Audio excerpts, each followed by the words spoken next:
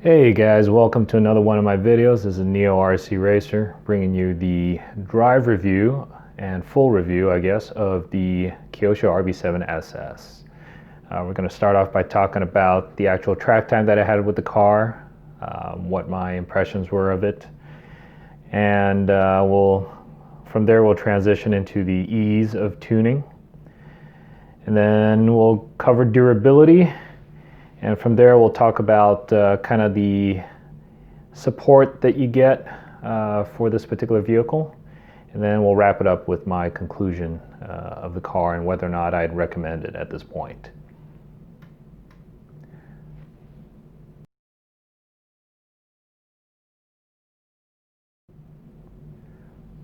So how did the RB7 do out on the track? It did pretty well, everything considered. Showed up on a practice day. It was an open track, so there was a lot of hobbyists out there with their bashers, with their tracks as short course trucks and monster trucks, which is awesome, totally fine. Whatever reason people have for getting into the hobby, I'm okay with that. But it was after a race night, and there wasn't much sweeping or other prep done to the track.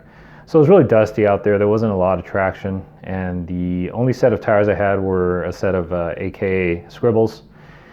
They had a pack or two run through them, so they were, well along to getting broken in. Those tires breaking pretty fast, but I was having trouble getting traction, especially in the rear. So you couldn't really wring the car out as hard as I wanted to, but I drove it to what I felt like was a pretty competitive pace, and the car did really well. Just as a basis comparison, the best way to describe how this car drives is that it drives like a smaller vehicle. That may or may not make sense to some of you, but think of it this way. When you drive a really large vehicle and then you get in a smaller vehicle, the first thing you'll notice, whether it's a real car or an RC car, is you'll notice how much easier it is to make the car do certain maneuvers, especially when you're trying to do something that's requiring the car to be more responsive, or requiring you to make some last-minute corrections to the way the car is handling while you're on the track. And this car definitely does that. It responds very quickly to inputs, and I attribute that to just the way that the car is set up out of the box, as far as steering, the oils that I put in there, the springs.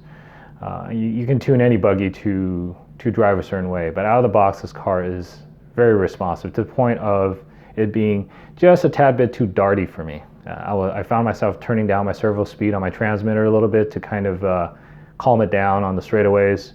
I'm not a super skilled driver by any means, so it just allowed me to have a little more leeway in terms of corrections while the car is going, especially when it's going in a straight line at high speed. So it had plenty of steering, and when it's in the air, when it's jumping, it just feels like you just have a really good connection with the car. It responds very well to throttle inputs while in the air. It responds well to directional changes, either setting up or landing after the jump. Again, this is kind of all relative. My usual car is a TLR 22 4.0 SR, and that car drives phenomenal for me. I've worked on the setup for a little bit, but right off the bat, after about 2 or 3 laps with this car, using similar tires and similar electronics and exactly the same batteries, I was swapping batteries between the two cars a little bit. I was able to turn comparable lap times. So the car did not hold me back. If anything else, it was really fun to drive, because I felt like it just felt like it was kind of pulling at the reins a little bit, like a kind of a high-strung, like a racehorse almost, like, yeah, let me go, let me go. If it wasn't for the traction issues I had out there, I feel like I could have driven a little bit closer to the edge, and the car would have provided a little bit more speed, especially in the infield, in the corners.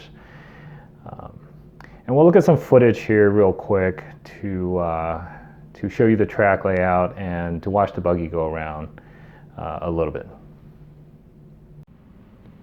Okay, so here out on the track, and yeah, like I mentioned earlier in the video, I was just struggling with traction and forward bite. I was having a hard time clearing a lot of the step ups right there at the beginning, and some of these smaller jumps. I mean, this layout kind of requires you to, if you want to run fast, you got to stay tight to the jumps and be able to clear them without a lot of run up to it.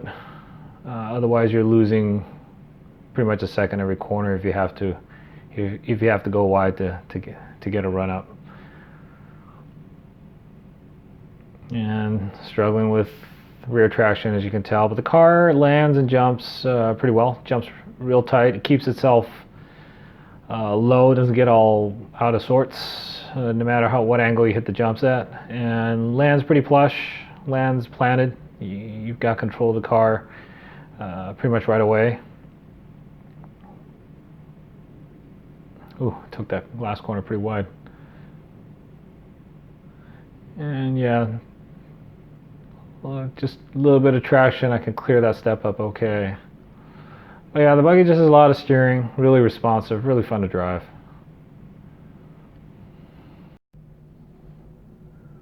So there was some quick footage of me trying to make my way around the track.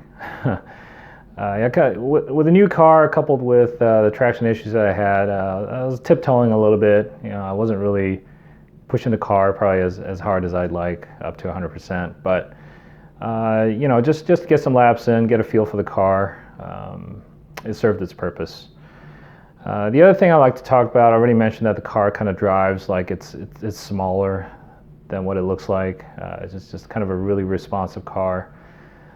It's just a feeling of solidity that you get with this vehicle, and this is a little bit harder to quantify, even more so than the whole like drives like a smaller car thing.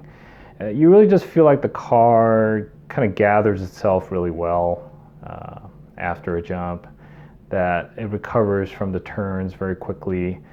There's almost like this feeling of the car being more of a solid unit. Maybe that has to do with stiffness, or conversely, maybe there's just enough flex in the chassis to allow the car to get the traction and then come back quickly. It's a little bit difficult for me to say. I'm just going by feel at this point, but it's just a very solid feeling car. So I did play around a little bit with the settings. Like I said, I went with Kyosho white springs in the back, just to, I believe I mentioned that. If not, then yeah, I went with white Kyosho springs in the back to try to calm down the rear end a little bit because of the whole traction issues that were out there. And then I played a little bit with the roll center in the back, and therefore the camber length a little bit as well.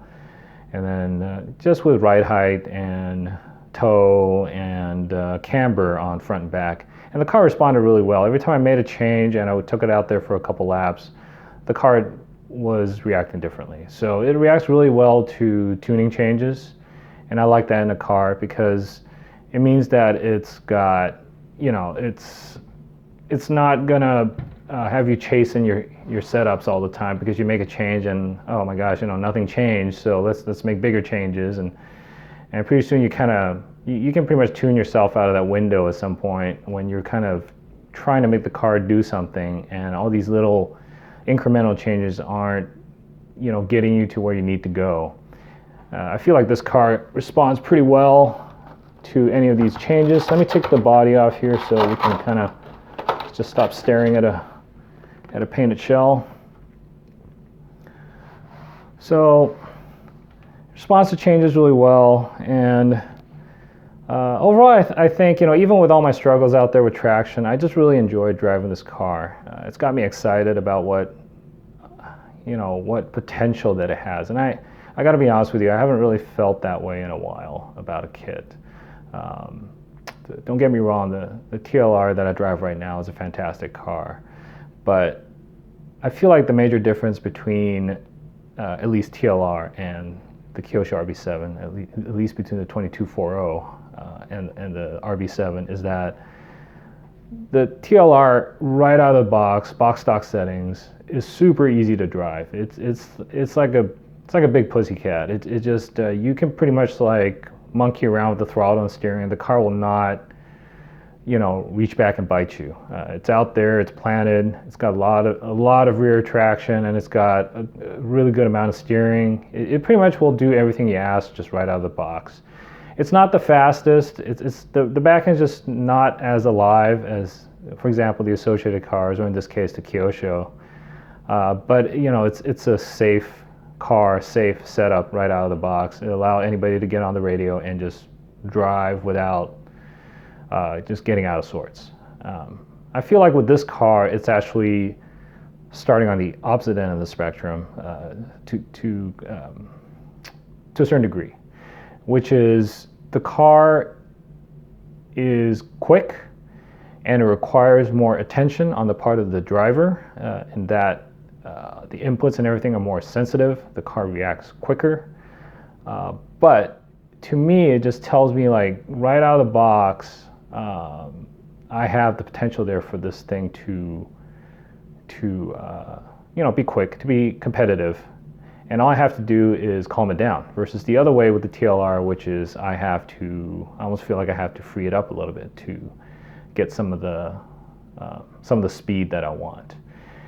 Both are great. It just depends on what you would like to start with. And at the time, the TLR was perfect for me. I was struggling a little bit with consistency when I switched over to TLR, and immediately I reduced my number of crashes and mistakes, because you have a car that's just predictable, super predictable. With the Kyosho, it's still a good, you know, a well-handling car out of the box, but it definitely requires more of your attention. It's a little more high-strung, but because it's high-strung, it feels alive. It feels free. So I'm kind of excited to see what I can do to kind of rein it in a little bit, and at the same time get it to the point where I'm not numbing it down, I'm not slowing it down to any significant degree. And at that point, I think I'd have a pretty fun car to drive.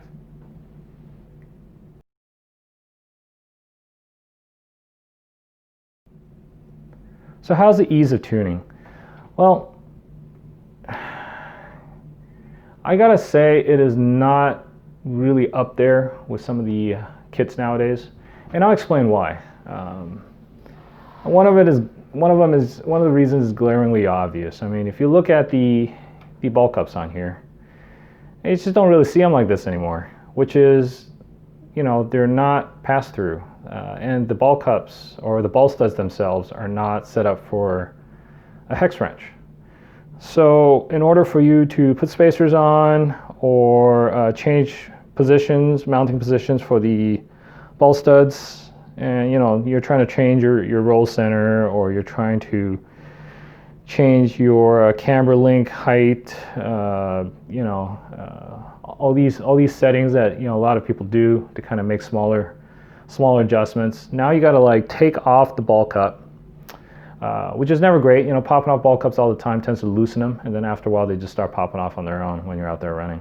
But you got to take off the ball cup, then you got to take a wrench and actually that fits around the ball stud and take the ball stud off, versus like just sticking an Allen wrench through the ball cup into the ball stud, unthreading the whole thing, and then adding whatever spacers you need or changing positions. Didn't think it was a big deal when I had that capability, and you know, I have worked with kits that, you know, in the past that have the traditional ball cup setup, and I just didn't realize how much easier it was until I had to go back to it. I just haven't had to for a long time. So that's a big bummer right there. Kyosho could make this kit tremendously easier to work on and tremendously more appealing by just going to a more modern setup for the ball studs and the ball cups. I'm sure some guys, especially the Kyosho fans, are not going to mind so much, and this might enrage them a little bit, but it's the truth. You know, there's a reason all the other manufacturers have gone to it. It's just appealing. It works, it's fast, and it doesn't probably, more than likely it's not going to cost them really that much extra to implement that in their kits. The other thing is it doesn't have a quick access transmission in the back, so having to take this out, a pretty standard fare. You know, the number of screws is, I just bumped the camera and get the setup straight again. Sorry about that. But I mean, pretty standard fare. You've got, I believe, 6 main screws holding the transmission down. But then, you know, you gotta, from what I can tell, you gotta remove the waterfall to really get the transmission out of there and be able to open it up. I mean, taking the shock tower off is pretty standard, and I like that. You know, it's everything else besides the waterfall is pretty straightforward. But really, it's a more traditional setup. You have to take apart multiple things in order to even start accessing the diff. Is it critical? I don't think that's as big a deal as the ball cups, because you're not going to be tearing apart your diff between every race. Hopefully, you're not getting into your transmission between every race. That would mean that something's seriously wrong. But it's just something to point out. And if I ever need to, you know, to somehow get in there quickly, I'm not. I'm not going to get in there quickly. It's gonna take some surgery in order to get that done. As far as the other things, I mean, pretty standard fare. They don't, unlike the TLR, they don't use, there's no insert per se for the roll center. And the diff itself, the transmission itself, the height is not adjustable. So it's a more traditional setup. You've got your other tuning options, which are just fine, but some of the kind of the more modern allowances for tuning just aren't there. Interestingly enough, they do give you sway bar mount right off the bat. No sway bars, but they do give you the option for mounting sway bars. The mount's already there. So kind of, I guess, more of an emphasis on carpet racing than anything else with this car. And you see that with the European brands too. There's just a heavier emphasis on high traction carpet surfaces and AstroTurf and stuff like that.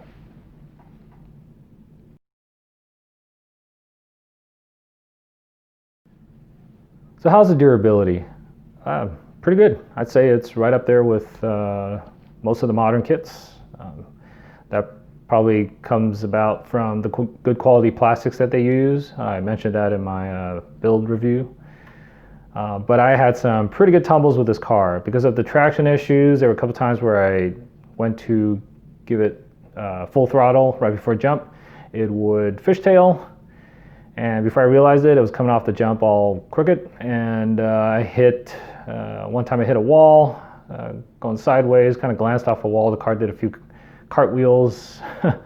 You know, it actually did a couple things at the same time. It cased the jump, front end, and it made a cartwheel down the track, and then it kind of hit a wall again. So I was like, wow, something probably broke. And nothing. Body was a little scratched up, and that was it. And then when I was out there on that practice day, you know, a couple kids decided to use their Traxxas Stampede to make my car a speed bump. I mean, again, you know, it's an open track. They have just as much right to be out there as I do. They're paying customers. But that was, you know, an unintended, unscheduled test of the car's durability. Body got a little squished, but, you know, everything else seemed to have survived intact.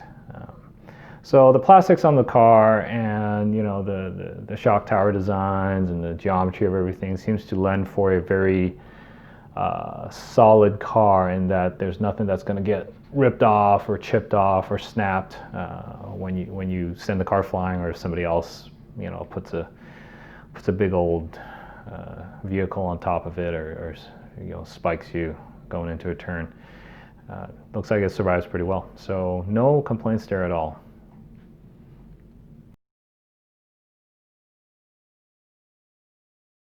Okay, so how's the support for Kyosho? And by support, I mean, you know, more than, you know, the online manuals and setup sheets and stuff. I'm talking about, you know, presence locally in terms of kits and parts. factory drivers, pros, what kind of presence you have, both locally and on the kind of the professional international scene. In this regard, relatively speaking, of course, Kyosho is just not really a player. My local shop doesn't carry Kyosho, either the kits or the parts. I don't think I've identified a shop within 100 miles that does. So I'm pretty much relegated to ordering parts online, which is fine by me. I kind of am okay with being my own little mobile hobby shop. I just pick up a couple parts that I know might be prone to breaking. And as far as setup, there are setup sheets available on Pettit RC from some of their drivers. So it'll give you a decent starting point from which to go. Different motor choices and different setups accordingly. But if you think in relative terms, yeah, Kyosho is definitely not in the game compared to the other manufacturers, especially like Team Associated, who's kind of the 800-pound gorilla in this aspect. They've got kind of the winningest drivers, the winningest cars, tons of setup options. Parts are available in my local shop, like wall-to-wall parts for Associated. TLR is a close second. Yokomo seems to be making some inroads. Yokomo parts and kits just kind of showed up at my shop. And they've got a couple big signings now, so that they'll kind of increase their presence, increase the number of wins, and therefore kind of increase their visibility in the eyes of racers. But Kyosho just seems, I think, content to just kind of focus on their successful products such as the MP, Nitro, and electric 8-scale buggies, which are awesome from what I understand. On their Mini Z products, on that racing scene maybe, and on their RTR products such as the Phaser Mark II platforms and stuff like that. So the stuff like the RB7, the Ultima RB7, unfortunately has, in my eyes, been deprioritized on their agenda. So as a Kyosho owner, you're gonna be kind of on an island. And later on in my conclusion, I'll speak to that. And it would be the reason why I probably would not recommend this car to a beginner, to a first-time racer.